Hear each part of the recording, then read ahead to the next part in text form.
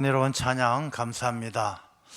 하나님의 큰 은혜와 사랑이 늘 함께 하시기를 축원합니다. 요즘은 세상이 전쟁의 소용돌이 속에 빨려 들어가고 있는 것이 아닌가라는 생각이 듭니다.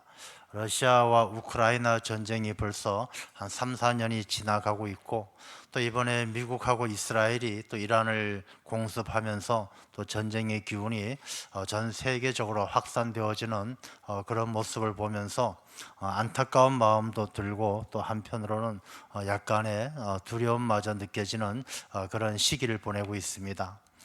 이러한 때에 오늘은 3월 1일 3일절입니다. 107년 전 1919년 3.1 운동이 시작되어졌던 그날을 기념하는 바로 그날입니다. 이 3.1절을 맞이하면서 또 이러한 시국 속에서 나라와 민족의 소중함을 생각하고, 또 이 나라와 이 민족을 향한 하나님의 뜻이 어디 있는가라는 것을 다시 한번 생각하게 되어집니다. 우리가 이러한 때에 나라와 민족을 위해서 더 기도하고, 그런 말이 있습니다. 기독교는 국경이 없지만 기독교인에게는 조국이 있다, 그런 말이 있습니다. 성경 말씀에도 모세나 사도 바울도 나라와 민족을 위해서 하나님 앞에 간절하게 기도드렸던, 하나님 앞에 간절히 구했던 그런 기록이 있습니다. 우리도 이러한 때에 나라와 민족을 위해서 하나님 앞에 늘 기도할 수 있는 그런 믿음의 삶이 되시기를 간절히 축원합니다. 3.1절을 맞이했는데, 3.1절은 우리 기독교하고도 아주 깊은 관계가 있습니다. 3.1 운동 때에 독립선언서를 민족대표 33인이 발표를 했는데, 그 중에 16명이 기독교인이었죠. 우리나라에 기독교가 들어온 것은 한 140년 정도 된 일입니다. 보통 한 1885년쯤을 기점으로 본다라면 3.1 운동은 기독교가 들어오고 나서 한 3, 40년 뒤에 있었던 일이죠. 기독교가 처음에 들어와서 기독교 교세가 아주 약했죠. 근데 우리 기독교가 특히 한국 교회가 민족 종교, 애국 종교로서 자리를 매김할 수 있었던 결정적인 사건은 민비시의 사건입니다. 고종의 아내였던 민비가, 고종 황후가 이 일본의 우익 낭인들에 의해서 잔혹하게 살해당하고 그 시신마저 불태워지는, 잊을 수 없는, 있어서도 안 될 그런 일들이 우리나라에 일어났었습니다. 그때 우리나라 한국교회가 들어온 지가 얼마 되지 않았지만, 일본의 강점, 일본이 우리나라를 지배하기 시작하던 그때에 우리나라는 처음부터 어려운, 우리 조국의 어려운 환경 속에서 애국 종교로서, 민족 종교로서 뿌리를 내리기 시작했던 것이죠. 그리고 1905년 평양의 장대현 교회에서 있었던 부흥 대각성 운동, 회개 운동, 길선주 목사님을 중심으로 해서 먼저 고백하면서부터 나라의 불길 들불처럼 번져갔던 회개 운동이 짧은 기간 동안에 이 한국 교회가 성장하게 만들어 주었습니다. 그래서 한국 교회는 1919년 3.1 운동이 이르기까지 짧은 기간이었지만 교회가 좀 성장을 해서 전국적인 조직망을 갖추게 되었던 것입니다. 그래서 그 당시에 우리 기독교인들이 전체 인구의 한 2% 정도밖에 되지는 않았지만은 이 교회가 전국적인 조직을 갖추고 있었기 때문에 3.1 운동 때에 태극기를 만들고 사람들을 모아서 앞장섰던 것이 바로 교회가 될 수가 있었던 것이죠. 1905년 평양 대부흥 운동에서부터 쌓였던 영적 에너지가 3.1 운동을 통해서 이제 분출되어졌던, 나타났던 그런 일이 3.1 운동이었다. 그래서 우리나라는, 이 기독교는 늘 나라와 민족의 어려움 앞에서 앞장섰던 그런 종교였고, 또 우리 모든 기독교인들이 그 일에 헌신했던 것이죠. 그래서 그 당시에 백낙준 선생님이 그런 이야기를 했습니다. 이 시대는 기독교인이 아니면 살아갈 수 없는 시대다, 그렇게 이야기를 했습니다. 그만큼 기독교인들이, 교회가 선한 영향력을 미쳤던 그런 시대가 있었던 것이죠. 우리나라의 역사는 참 힘들고 어려운 일들을 많이 겪었습니다. 일제강점기로 끝난 것이 아니라 그 이후에도 광복이 되고 나서도 전쟁, 6.25 전쟁도 겪고, 또 5.16 혁명도 일어나고 수많은 일들이 있었죠. 우리나라의 국화가 무궁화인데 이 무궁화가 왜 국화가 되어졌느냐? 무궁화의 끈질긴 생명력 때문에 그래요. 무궁화는 짓밟아도 떨어져도 악착같이 피어나는 꽃이 무궁화죠. 그래서 우리 민족은 무궁화처럼 그런 어려운 시간들을 보내면서 여기까지 왔습니다. 자, 이제 우리나라가 여기까지 왔는데 지금 우리 대한민국은 참 너무너무 좋은 나라죠. 세상이 부러워하는 나라고 잘 먹고 잘 사는 나라가 되어졌습니다. 부자 나라기도 합니다. 모두 다 옷도 잘 입고 인물도 좋고 온 세상이 부러워합니다. 근데 우리나라에서 살아가는 사람들이 다 행복할까요? 또 그렇지 않습니다. 젊은이들은 우리나라를 헬조선이라고도 이야기합니다. 지옥 같다라고 이야기합니다. 그리고 우리나라도 자살률도 세계에서 제일 높은 나라 중에 하나고, 이혼율도 제일 높은 나라 중에 하나고, 출산율도 제일 낮은 나라 중에 하나고, 뭐 여러 가지 환경이 가장 좋은, 살아가기 좋은 여건을 갖추었음에도 불구하고 사람들은 사는 게 너무 힘들다, 어렵다고 이야기합니다. 자, 과연 왜 그럴까요? 그리고 이 문제는 어디서부터 해결해 나갈 수가 있겠습니까? 오늘 본문에 나오는 이 이스라엘 백성들도 사실 우리하고 비슷합니다. 이스라엘 백성들은 하나님께서 많은 은혜를 주셨어요. 하나님께서 이스라엘 백성들을 애굽에서 출애굽도 하게 만드셨고, 광야를 지나오는 동안 만나와 메추라기를 먹여가면서 구름 기둥 불 기둥으로 인도하면서 그 힘들고 어려운 시간들을 이겨내게 하시고 가나안 땅에 들어와서 젖과 꿀이 흐르는 가나안 땅에서 잘 살게 해 주셨어요. 근데 이 젖과 꿀이 흐르는 가나안 땅에 들어왔던 이스라엘 백성들이 행복하게 잘 살았느냐? 그렇게 좋은 땅을 주어도 이스라엘 백성들은 늘 불평과 불만이 많았어요. 그래서 이들은 틈만 나면 하나님을 떠나고 우상을 섬기면서 하나님을 배신하기 시작합니다. 사사시대를 보면 하나님 생각대로 사는 것이 아니라 누구 생각대로 삽니까? 저마다 자기 소견대로 살았어요. 내 생각이 제일이고 내가 좋으면 그만이지, 자기 생각대로 살았어요. 하나님께서 아무리 은혜 주시고 복 주셔도 감사함을 모르면서 이들의 삶은 늘 불평과 불만으로 계속 되어졌던 것이죠. 그러다 보니까 이 이스라엘 백성들의 역사를 보면 애굽에서 노예 생활을 했고, 그 다음에 광야에서 광야 생활을 했고, 바벨론에게 붙들려가 포로 생활도 했고, 맨날 이 이스라엘 땅의 위치가 그러듯이 이 아프리카 쪽에서 이집트가 쳐들어오고, 애굽이 쳐들어오고, 저 북쪽에서 바벨론이 쳐들어오고, 아수르가 쳐들어오고, 그 다음에 이 동쪽에서 메소포타미아 이쪽 지역에서 계속 쳐들어오고, 늘 이 이스라엘은 공격당하면서 어려운 시간들을 보냈던 것이죠. 그러다 보니까 이 이스라엘 백성들이 감사와 하나님의 은혜에 기뻐하기보다는 패배의식, 늘 자기들은 손해보았다, 패배당했다, 나라가 멸망했다, 노예 생활을 했다, 포로 생활을 했다, 그런 낙심을 가지고 살았습니다. 오늘 본문의 말씀에도 보면 4절 말씀에 다시는 너를 버림받은 자라 부르지 아니하며 라고 이야기하는데, 이스라엘 백성들의 생각은 우린 버림받았다라고 생각하는 거예요. 우린 버림받았다, 우리 하나님께서 우리를 버리셨다라고 생각하는 것이죠. 다시는 내 땅을 황무지라 부르지 아니하고, 하나님께서 우리에게 축복 주신 것이 아니라 우리의 삶이 황무지처럼 아무것도 없다, 너무 피폐하다, 이렇게 생각했던 것이죠. 복을 주시고 은혜를 주셔도 그들의 생각은 버림받은 걸로 생각했고 황무지라 생각했습니다. 대한민국이 오늘 이렇게 잘 살아도 이 나라가 지옥 같다, 애 낳아서 어떻게 키우겠느냐, 사는 게 힘드니 죽어야 되겠다, 이렇게 생각하는 것하고 비슷한 그런 모습을 보게 되는 것이죠. 과연 이것은 환경의 문제인가? 정말 우리나라가 못 살아서 그런가? 이스라엘 백성들이 정말 못 살아서 그런 생각을 했던가? 아닙니다. 이 문제의 가장 근본적인 것은 사람들이 내가 어떤 사람인지 자기 정체성을 잃어버렸을 때, 내가 하나님의 백성이고 하나님께서 나를 얼마나 사랑하시는지 이런 것들을 잃어버렸을 때, 하나님 없이 자기 힘으로 하나님을 상실한 마음으로 살았을 때 오는 결과였던 것이죠.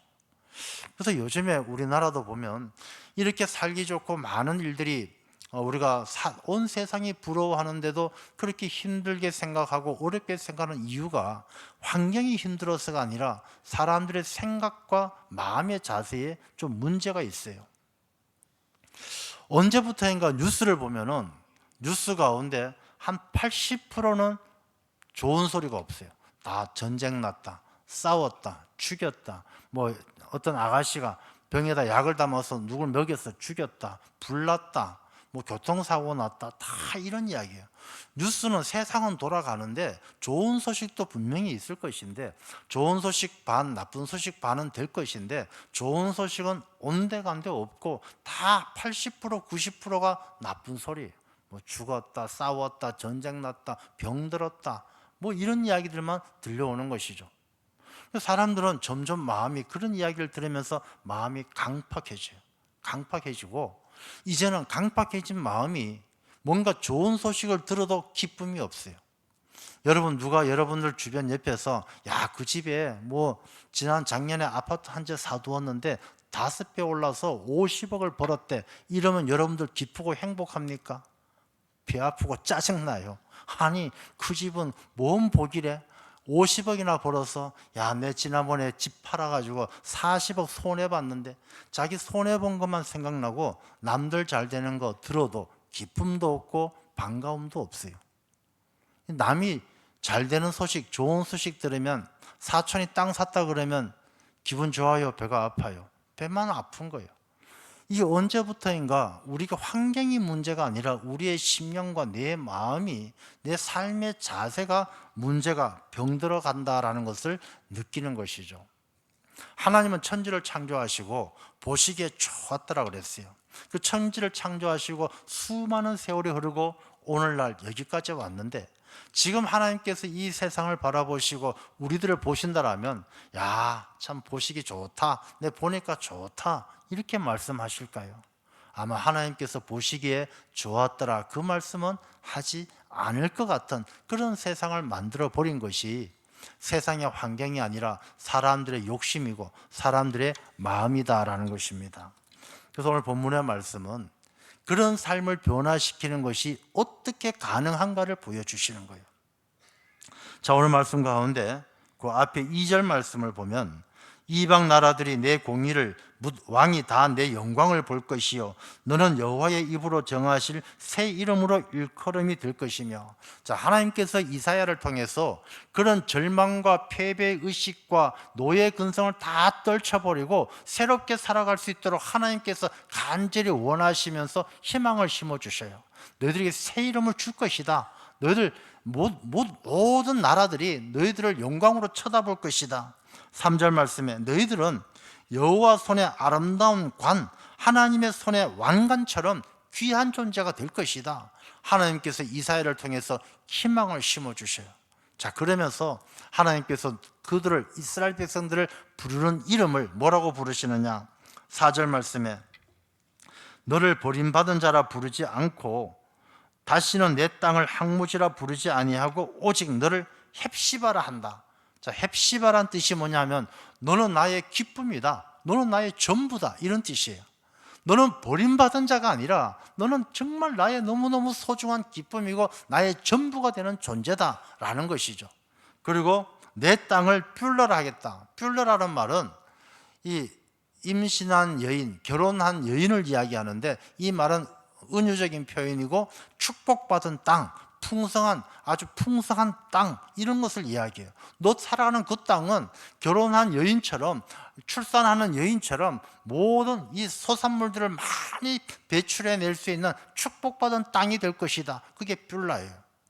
그래서 하나님께서 이사야를 통해서 이스라엘 백성들에게 야, 너 버림받은 자 아니다. 이 버림받은 자, 아주바란 뜻인 단어를 쓰는데, 너 아주바, 버림받은 사람이 아니고 헵시바, 나의 기쁨이고 나의 전부다. 너 정체성을 바꿔야 된다. 너 이름이 버림받은 사람 아니야. 넌 나의 전부야 라고 말씀해 주시는 거예요.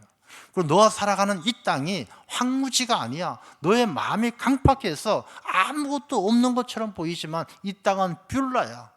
너 마음만 먹으면 하나님께서 얼마든지 풍성하게 만들어주는 축복의 땅에 살고 있는 거야 라고 하나님께서 말씀해 주시는 거예요. 여러분, 우리가 하나님 앞에 헵시바이신 줄로 믿으시기 바랍니다. 우리가 헵시바인 줄 모르는 사람은 헵시바 같이 살 수가 없어요.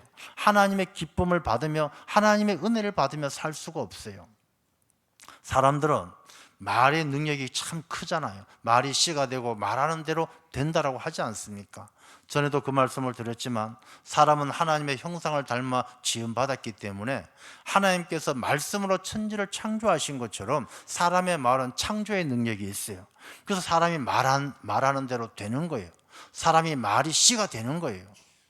전에 그런 이야기를 들은 적이 있습니다. 미국의 어떤 청년이 아주 체격도 좋고 운동선수입니다. 축구 선수예요.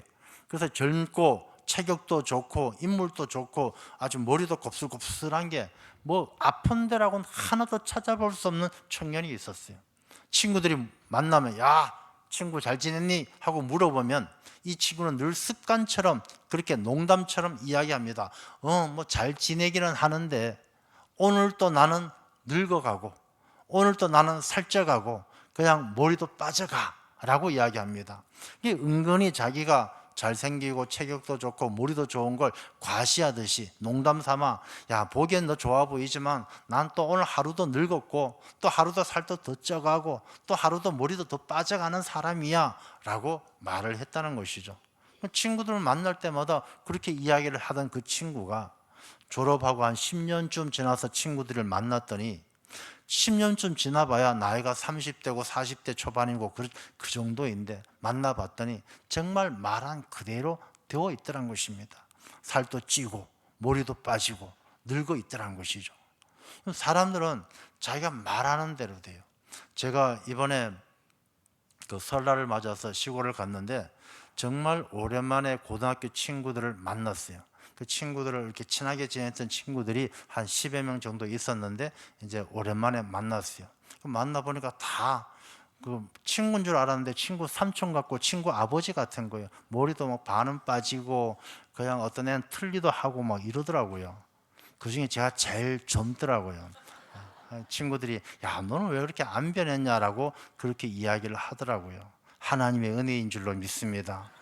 우리가 헵시바 같이 하나님의 은혜 받은 사람이다. 하나님께서 나를 돌보신다. 우리가 그렇게 고백하는 사람을 하나님께서 돌보시는 줄로 믿습니다. 버림받은 자처럼 하나님께서 나 버리셨다. 그럼 말이 씨가 되는 거예요. 내가 하나님께서 나를 버리셨다라고 말하는 사람은 기쁨이 있겠습니까? 감사가 있겠습니까? 마음속에 하나님께서 나 버리셨나 보다 걱정 근심밖에 없는 사람은 버림받은 자처럼 살 수밖에 없는 것이죠. 난 헵시바다. 하나님께서 나를 소중하게 생각하신다. 하나님께서 나를 기뻐하신다. 그렇게 믿고 고백하는 사람에게 하나님은 헵시바가 되게 하실 줄로 믿습니다. 우리 삶의 자리도 마찬가지예요. 뷸라, 하나님께서 풍성하게 축복하시는 땅이다. 우리 가정은 복받은 가정이다. 이렇게 생각해야 그 가정을 하나님께서 복 주시는 것이지 맨날 이놈의 집구석, 저놈의 인간 이렇게 입에 발린 것처럼 뭐 남편 보고 평생 원수라 그러고. 제가 어제 잠깐 이렇게 TV를 봤는데 어떤 할머니하고 할아버지가 와서 이제 뭐 이렇게 이야기하는 부부 문제 갖고 이야기하는 게 잠깐 봤어요. 뭐 이야기하는 거 들어보니까 남편은 아내한테 나는 남편은 하늘이고 아내는 땅인데 말이지 뭐 남편한테 밥도 안 차려주고 막 하면서 아내에 대한 불만을 이야기해요. 그럼 아내는 또 뭐라고 이야기하냐면 내가 밥 안 차려줬냐 냉장고 다 넣어놨는데 꺼내 먹으면 되지 그것도 안 꺼내 먹고 막 싸우는 거예요. 그 집구석이 잘 될 리가 없는 것이죠.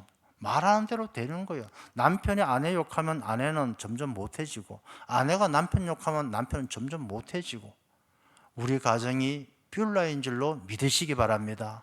우리의 조국 대한민국이 하나님께서 주시는 축복의 땅인 줄로 믿으시기 바랍니다.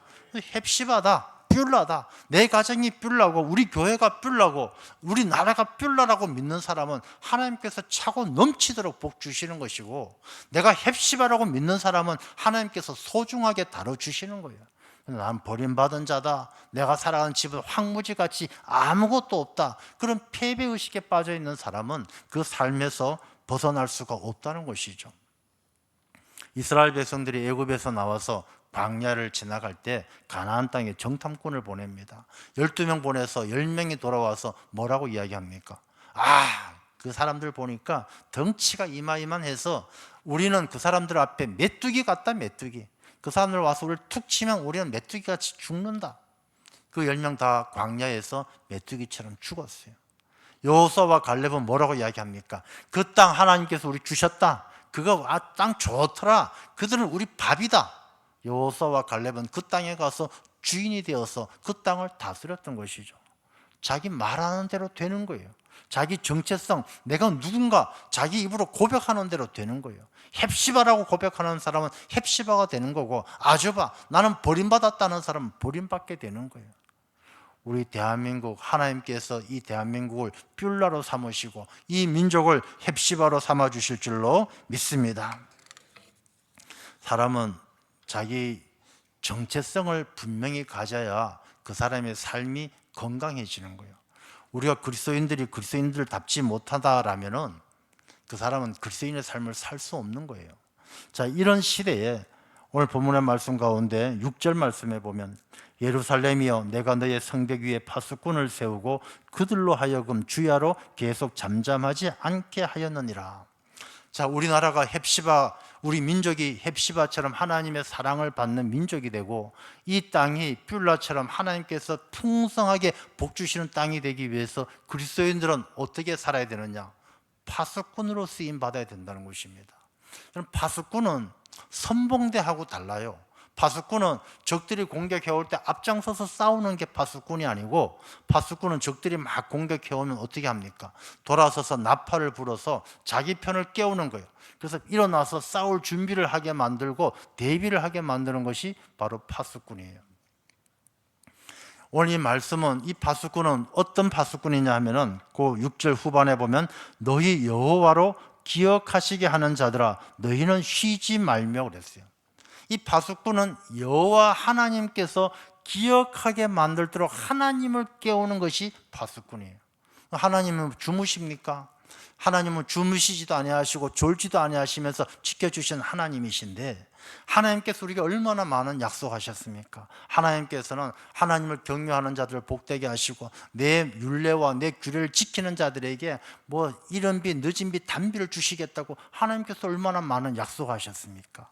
우리 그리스도인들은 파수꾼이 되어서 하나님이 혹시나 그 약속을 잊지 않도록 하나님을 계속 깨우는 거예요. 하나님을 일깨우는 거예요. 하나님께서 기억나게 만드시는 거예요. 7절 말씀에 보면은 또 여호와께서 예루살렘을 세워 세상에서 찬송을 받게 하시기까지 그로 쉬지 못하시게 하라.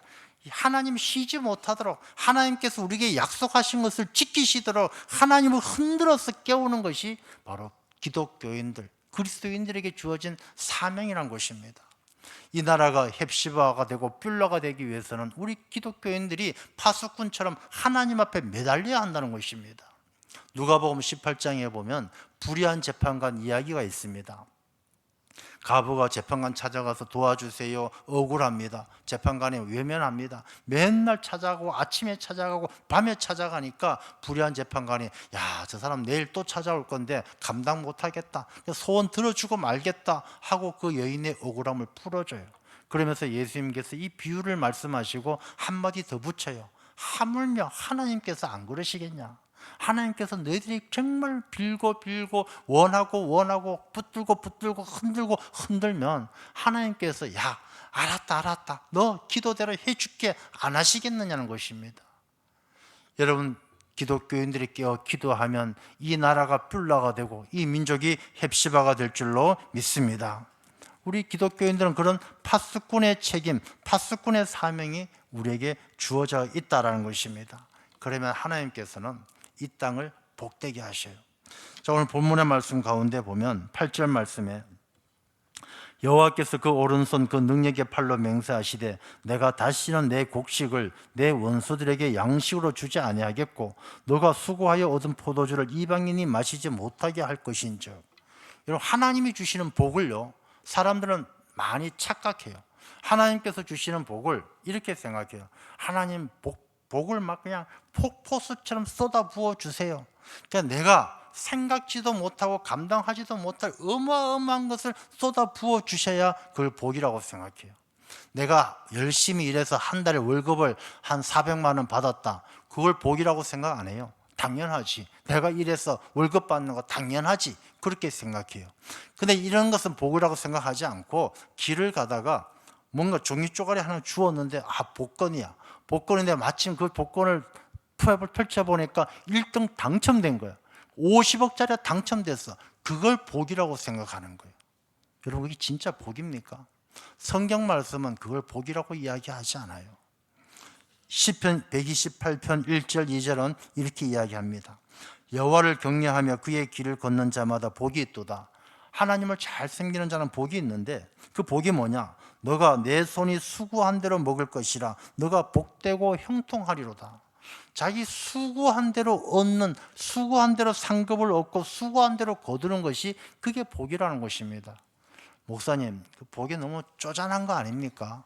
자기가 수고한 대로 먹는 게, 자기가 한 달 열심히 일해서 300만 원, 400만 원 버는 게 그게 무슨 복입니까? 내가 수고는 요 정도 했지만 뭐 30억, 40억 벌어야 복이죠. 그렇지 않아요. 여러분, 이렇게 한번 생각해 보세요. 여러분이 자녀들을 사랑하고 자녀들을 잘 양육하잖아요. 여러분이 자녀들에게 쏟는 애정과 사랑, 그 자녀를 위해서 눈물로 기도하고 여러분이 자녀들에게 수고한 만큼 자녀가 그 수고에 합당한 자녀가 된다면 그게 얼마나 큰 복이겠습니까? 그런데 자녀들이 그 부모의 수고를 알지 못하고 그 부모의 눈물의 기도를 알지 못하고 엇나가고 잘못되는 일들이 얼마나 많습니까? 여러분, 자기가 기도하고 자기가 수고한 만큼 합당한 열매를 거두는 것이 그게 얼마나 큰 복인지 우리가 잘 알아야 되는 것입니다. 오늘 말씀에도 보면 너가 다시는 너 곡식을 원수들에게 양식으로 주지 아니하고, 이게 뭔 복이겠습니까? 자기 곡식을 원수들에게 안 주는 게 당연하죠. 근데 하나님은 이게 복이라고 말씀하시는 거예요. 여러분들이 열심히 일해서 얻은 것들 빼앗기지 않고 하나님께서 여러분들이 수고한 만큼 얻은 것들을 여러분이 지키는 게 그게 복이라는 것입니다. 사람의 몸도 마찬가지예요. 하나님께서 우리 건강을 주셨는데 이 건강을 지키지 못하고 빼앗기는 것, 원수들에게 내 육신의 건강을 빼앗기는 것, 그게 얼마나 큰 저주입니까? 내 건강 지키는 것 자체가 복 아니겠습니까? 내가 건강하게 가는데 차가 와서 탁 부딪혀갖고 다리가 뚝 부러졌어요. 이 다리가 뚝 부러지는 것, 내 건강을 지키지, 내 몸 지키지 못하는 게 그게 얼마나 큰 불행입니까? 하나님께서 내게 주신 것, 수고한 손에 합당하게 주신 그 열매를 잘 지키는 것, 하나님께서 보호해 주시는 것, 그게 큰 복인 줄로 믿습니다. 우리가 복에 대해서 깊이 깨달아야 되는 것이죠. 야, 너가 얻은 포도주를 이방인이 마시지 못하게 할 것인 줄, 그게 뭐 복이냐고요? 그게 복이에요. 내가 열심히 일해서 포도를 거두고 포도주를 만들었는데 이방인이 와서 홀짝 마셔요. 여러분, 우리가 살아가면서 여러분들이 애쓰고 수고했는데 싹 가로채가는 일들이 얼마나 많습니까?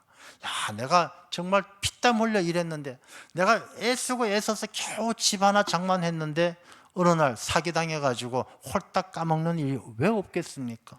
내가 정말 눈물로 먹을까 안 먹고 살아왔는데 어느 날 자식이 다른 사람 보증 잘못 써가지고 집도 홀랑 날리고 다 날리는 일 얼마나 많습니까? 내가 만든 포도주를 다른 이방인들이, 다른 사람이 마시지 않는 것이 하나님의 큰 은혜인 줄로 믿습니다. 우리나라도 마찬가지예요. 우리 민족도 마찬가지입니다. 우리가 뭐 대단하게 우리가 노력하지 않고 얻는 것을 원하는 것이 아니라 우리나라, 우리 민족이, 여러분의 가정이, 여러분 한 사람 한 사람이 하나님 앞에 성심껏 수고하고 애쓴 것, 하나님이 합당한 열매를 주시고 그 열매를 잘 지켜서 내 삶에 기쁨과 감사가 넘쳐나는 삶이 된다면 그게 하나님이 주시는 큰 복인 줄로 믿습니다. 그렇게 복받은 사람은 그 밑에 말씀을 보면요, 10절 말씀에 성문으로 나아가라, 백성이 올 길을 닦으라, 돌을 제하라, 만민을 위하여 기치를 들라. 이제 우리가 그런 하나님의 헵시바가 되고 이 나라가 뿔라와 같이 하나님을 잘 섬기는 백성들이 된다면 이제 우리 백성들은 어떤 일을 해야 되느냐? 하나님 나라를 향해서 전진하는 삶을 살아야 되는 것이죠. 우리가 우리 앞에 돌을 제하라, 우리 발걸음을 막는 일들이 얼마나 많습니까? 근데 발걸음을 막는 일들은요, 외부에서보다는 자기 내면에서 많이 붙들어요. 우리의 욕심이 우리의 발걸음을 붙들고, 우리의 교만이 우리의 발걸음을 붙들고. 이 사순절은 내가 신앙의 길로, 믿음의 길로 나아가는 이 신앙의 삶 속에 방해하는 내 마음속에 박힌 돌을 뽑아내는 시간이 돼야 돼요. 내 마음속에 있는 교만의 돌을 뽑아내고, 내 마음속에 있는 시기와 질투를 뽑아내고, 그래서 우리가 하나님 나라를 향해서 전진하는, 만인을 위해서 기치를, 만민을 위하여 기치를 들라고 그랬어요. 여러분, 기치가 깃발 아니겠습니까? 모든 만민들을 다 볼 수 있도록 십자가를 높이 들라, 십자가 예수 그리스도의 복음을 높이 들라는 것입니다. 광야 생활하면서 불뱀에게 물렸을 때 노뱀을 높이 들고 노뱀을 보는 사람들 치료받았던 것처럼, 이 죄악된 세상에 예수 그리스도 복음을 높이 들고 이 예수 그리스도를 바라보는 사람들이 다 따라올 수 있도록 만민을 위해서 우리 그리스도인들이 파수꾼이 되어서 기도하면서 믿음으로 전진해야 될 줄로 믿습니다. 그래서 이렇게 나아가는 사람들이 12절 말씀에 보면, 사람들이 너를 일컬어 거룩한 백성이라 여호와께서 구속하신 자라 하겠고, 또 너를 일컬어 찾은 바 된 자요 버림받지 아니한 성읍이라 하리라. 이제 이스라엘 백성들이 패배의식, 노예근성 다 버리고 너들 이제 그런 사람들 아니다, 너를 거룩한 백성이다, 그렇게 말씀해 주시는 거예요. 우리가 거룩한 백성이 되어야 할 줄로 믿습니다. 거룩한 백성은요, 특별하게 잘하는 사람이 거룩한 백성이 아니에요. 거룩한 백성은 아주 경건하고 윤리적으로 탁월하고, 그래서 거룩한 백성이 아니에요. 그럼 거룩한 백성은 무엇이냐? 예수 그리스도와 함께하는 사람이 거룩한 사람이에요. 유월절에도 보면 어린 양의 피를 문지방에 발라놓기만 하면 죽음의 사자가 다 건너뛰지 않습니까? 우리가 거룩한 백성이라는 것은 내가 잘나서가 아니라 나에게서 예수 그리스도 보혈의 흔적이 나타나는 사람이 거룩한 백성이에요. 우리가 예수 그리스도 보혈의 흔적을 문지방에 바르듯이 내 삶에 주님의 보혈의 흔적이 나타난다라면, 우리가 갈라디아서 6장 17절 18절 말씀처럼 예수 그리스도의 흔적이 있으면 이후로 누구든지 나를 괴롭히지 마라, 누구든지 괴롭힐 수 없는 거룩한 백성이 되는 것입니다. 우리가 이 3.1절을 맞이하면서 우리가 언제까지 내 자신의 가정과 내 자신의 성공만을 위해서 기도하겠습니까? 우리가 이 나라가 뷸라가 되고 이 민족이 헵시바가 되고, 그래서 우리 모두가 거룩한 백성이 되어서 하나님 보시기에 이 나라 대한민국이 참 보기 좋다라고 말씀하실 수 있도록 그 일에 파수꾼처럼 우리 믿는 자들이 기도하면서 앞장서야 될 줄로 믿습니다. 기도하겠습니다. 거룩하신 아버지 하나님, 감사합니다.